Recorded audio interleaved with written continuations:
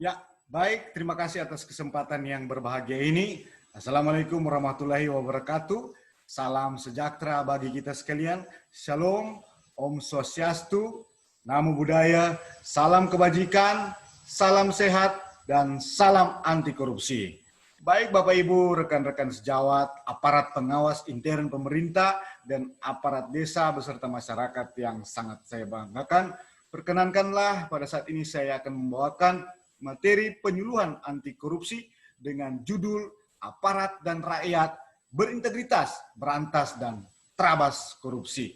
Namun sebelum kita memulaikan kegiatan ini, marilah kita panjatkan puji syukur kepada Tuhan Yang Maha Esa atas berkat dan kelimpahan, sehingga kita pada saat ini diberikan kesehatan dan kesempatan untuk berada dalam acara ini. Untuk itu, mari kita panjatkan doa. Kita berdoa menurut agama dan keyakinan kita masing-masing. Berdoa dimulai.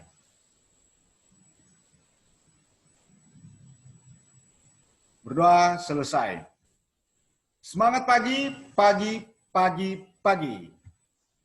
Baik, Bapak, Ibu, rekan-rekan sekalian, seperti yang saya sampaikan tadi, saya akan membawakan sebuah materi penyuluhan anti korupsi dengan judul Aparat dan Rakyat Berintegritas, Berantas, dan Terabas Korupsi. Satu kata yang saya angkat dalam rangkaian judul ini yaitu terabas, yang merupakan kata yang lagi tren saat ini dalam istilah off-road, motocross, atau motor trail. Sebelum saya melanjutkan materi ini, perkenankan saya menyampaikan riwayat pendidikan dan pengalaman kerja saya. Dan nama saya Efraim Martin Stewart Tumurang, lahir di sebuah desa di Sulawesi Utara, tepatnya Desa Tumaratas, Kecamatan Lamongan Barat, Kabupaten Minahasa. Dan demikian pendidikan yang saya dapatkan. Selanjutnya pengalaman kerja mulai dari tenaga harian lepas sampai dengan saya ditempatkan sebagai auditor Inspektorat Kabupaten Banggai.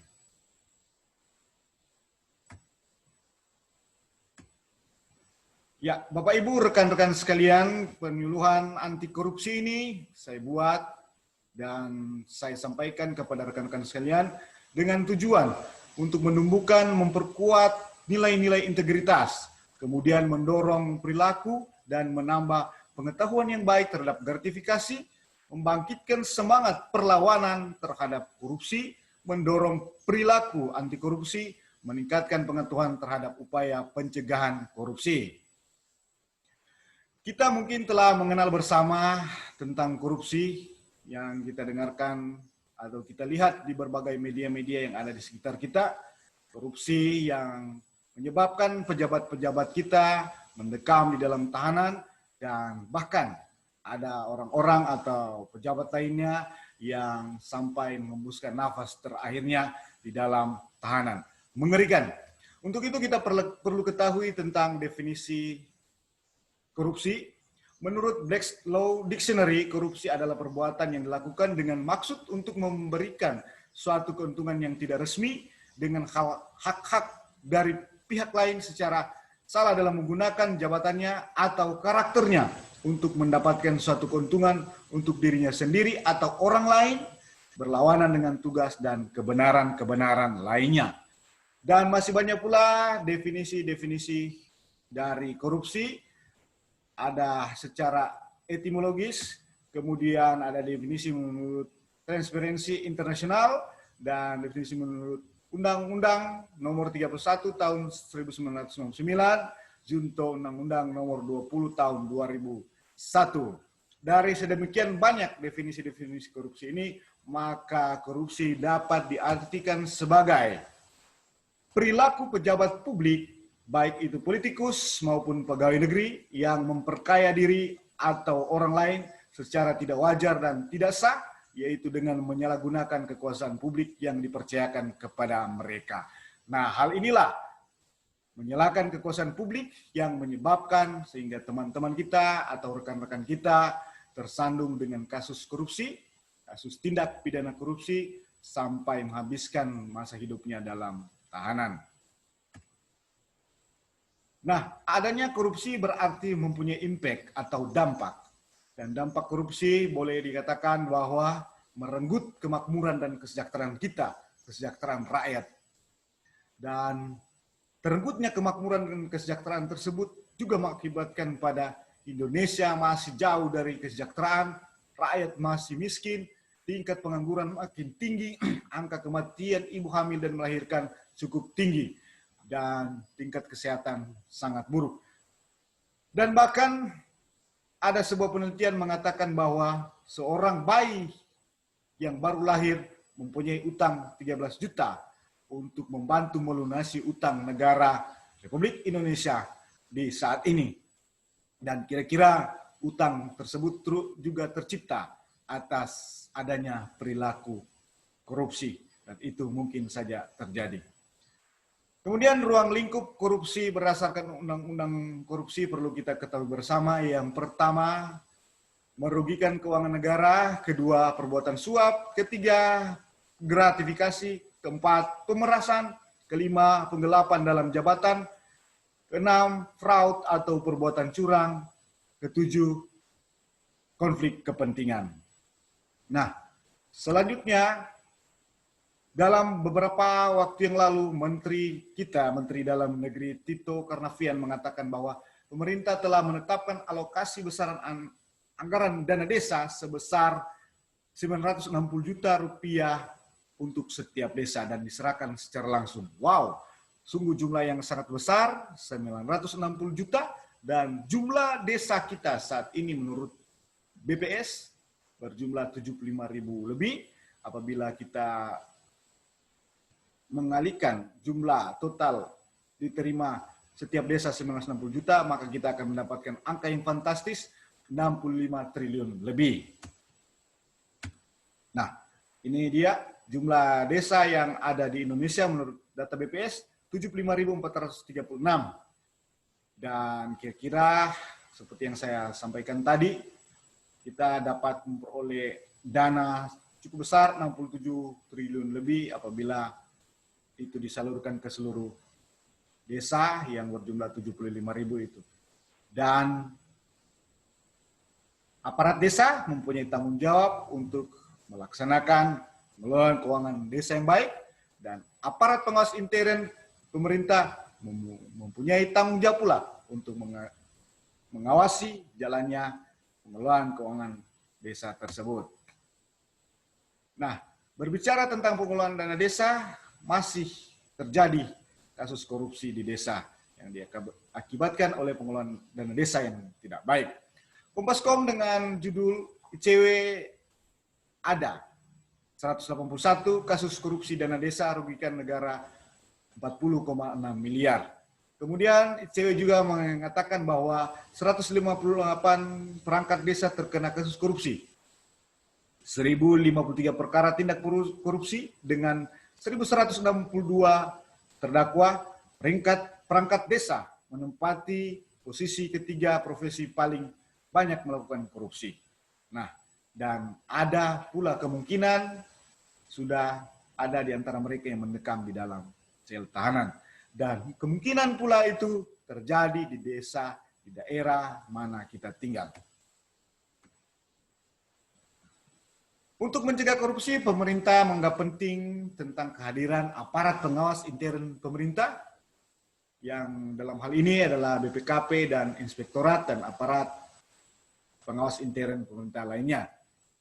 Dan APIP berperan sangat penting dalam mencegah korupsi, dan peran-peran APIP boleh kita lihat di layar ini. Pertama, mengoptimalisasikan SPIP dan review anggaran, pemantauan kinerja, audit ketaatan, audit kinerja atau performance audit, review laporan, evaluasi sakit, dan audit investigatif atas tindakan penyimpangan atau fraud. Optimalisasi SPIP dilakukan evaluasi oleh APIP melalui 5 unsur dan 25 subunsur beserta dengan 125 parameter atau alat ukur. Dan perlu kita ketahui bersama, di APIP terdapat Irban Pembantu Pengaduan Masyarakat dan Investigasi. Dan ini sangat melekat dengan peran audit melalui APIP melalui audit investigatif atas tindakan penyimpangan. Nah, Dalam mencegah korupsi pula kita harus mengetahui tentang gratifikasi. Gratifikasi merupakan pintu masuk atau celah terjadinya korupsi. Di sini kita lihat gratifikasi bukan gravitasi. Memang sering kita mungkin salah mengucapkan atau salah memahami tentang gratifikasi, itu bukan gravitasi. Namun ada sebuah ilmu atau teori yang pernah kita dengar mungkin tentang Isaac Newton, tentang kejadiannya yang mengalami gravitasi, sehingga dia menganalogikannya dengan gratifikasi, namun dalam kesempatan selanjutnya akan saya jelaskan.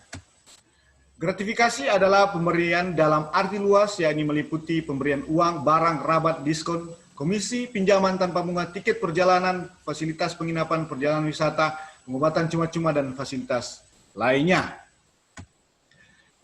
Kemudian dasar hukum gratifikasi berdasarkan Undang-Undang Nomor 20 Tahun 2001, setiap gratifikasi kepada pegawai negeri atau penyelenggara negara dianggap suap apabila berhubungan dengan jabatannya dan berlawanan dengan kewajiban atau tugasnya. Selanjutnya, selain kita mempelajari tentang gratifikasi, kita harus juga mengetahui tentang integritas, karena integritas sangat penting dalam upaya kita menghindar atau mencegah korupsi. Integritas dianggap penting bagi aparat dan rakyat. Dan integritas adalah kesesuaian pola pikir, perasaan, ucapan, dan perilaku yang selaras dengan hati nurani dan norma yang berlaku.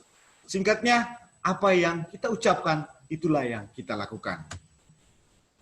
Di sini boleh kita lihat beberapa tokoh yang mengaktualisasikan integritas yang tinggi dalam kehidupan mereka. Ada Bapak Muhammad Hatta, Ki Hajar Dewantara, Jenderal Hugeng, dan lain-lain sebagainya. Dan kemungkinan kita bisa, dan kita yakin bisa mengaktualisasikan integritas kita di dalam kehidupan dan pekerjaan. Yang penting kita memiliki niat yang kuat. Nah, Bapak Ibu rekan-rekan sekalian, seorang itu dianggap berintegritas ketika ia memiliki kepribadian dan karakter seperti jujur dan dapat dipercaya, memiliki komitmen, bertanggung jawab, menepati ucapannya, setia, menghargai waktu, memiliki prinsip dan nilai-nilai hidup. Nah, di layar Anda pula kita lihat bersama, dapatkah pejabat-pejabat kita saat ini menjadi seperti tokoh sebelumnya yang berintegritas tinggi, dapat mengaktualisasikan integritas? Kita lihat ada Bapak Presiden bersama istri, Ketua BPK, Kepala BPKP, dan bahkan ada Bapak Ibu sekalian aparat desa, dan ada aparat pengawas intern pemerintah. Kemungkinan kita semua dapat mengaktualisasikan nilai integritas yang tinggi ini dan dapat mencegah serta memberantas korupsi. Dan ada pula nilai-nilai anti korupsi dari sudut pandang KPK, yaitu bertanggung jawab, disiplin, jujur, sederhana, kerja keras, mandiri, adil, berani, dan peduli. Semua hal-hal ini mungkin sudah pernah kita lakukan dalam kehidupan kita masing-masing, namun kita lebih perkuat lagi sehingga kita dapat mencegah dan memberantas serta terabas korupsi. Untuk itu, mari kita wujudkan negeri impian, Indonesia yang adil, makmur, dan sejahtera, bebas dari korupsi. Ya, terima kasih Bapak Ibu rekan sejawat sekalian yang telah bersama-sama mengikuti materi penyuluhan anti korupsi ini. Perlu kita ketahui dengan ringkas, nilai-nilai integritas, nilai yang harus kita tumbuhkan dalam kehidupan kita untuk mencegah korupsi, dan juga terkait dengan gratifikasi, apa yang dimaksud dengan gratifikasi, kemudian korupsi, yang bukan perilaku-perilaku yang sangat tidak baik, yang menyebabkan ketidakmakmuran tercipta dalam kehidupan berbangsa dan negara. Kemudian dampak-dampak korupsi yang sangat berat, bahkan bayi saja yang baru lahir akan menanggung utang 13 juta per bayi. Bapak Ibu, rekan-rekan sejawat, aparat pengawas internal pemerintah, aparat desa, masyarakat yang saya banggakan, terima kasih atas kesempatan yang diberikan ini, dan saya mohon maaf atas materi ini apabila terdapat kekurangan dan sangat singkat, dan perkenankan saya memberikan post-test kepada Bapak Ibu sekalian. Silakan join di link ini dan menjawab pertanyaan berdurasi 10-20 detik selama 2 menit. Saya mempunyai sebuah pantun daerah saya di Banggai, tempat tugas saya. Pergi ke gerai sampai ke tengah, bersama kakak membeli tas, Apip Banggai, Sulawesi Tengah, bersama KPK berintegritas. Integritas saya tuntas, gratifikasi saya berantas, korupsi saya terabas. Ya, Bapak Ibu, rekan-rekan sejawat, sekali lagi saya menyampaikan sebuah link untuk mengevaluasi saya sebagai pemateri dan materi-materi yang saya sampaikan. Dan link tautan ini saya bagikan. Silakan Ibu-Ibu kiranya berkenan untuk berpartisipasi dalam evaluasi ini. Terakhir, saya punya quote yang mungkin kita sudah sering dengar dalam hal-hal kecil sampai dengan hal-hal besar untuk mengaktualisasikan integritas dalam upaya kita memberantas korupsi. Demikian quote tersebut. Barang siapa setia dalam perkara-perkara kecil, ia setia juga dalam perkara-perkara besar. Dan barang siapa tidak benar dalam perkara-perkara kecil, ia tidak benar juga dalam perkara-perkara besar. Salam anti korupsi. Terima kasih. Wassalamualaikum warahmatullahi wabarakatuh. Shalom, Om Santi Santi Santi Om.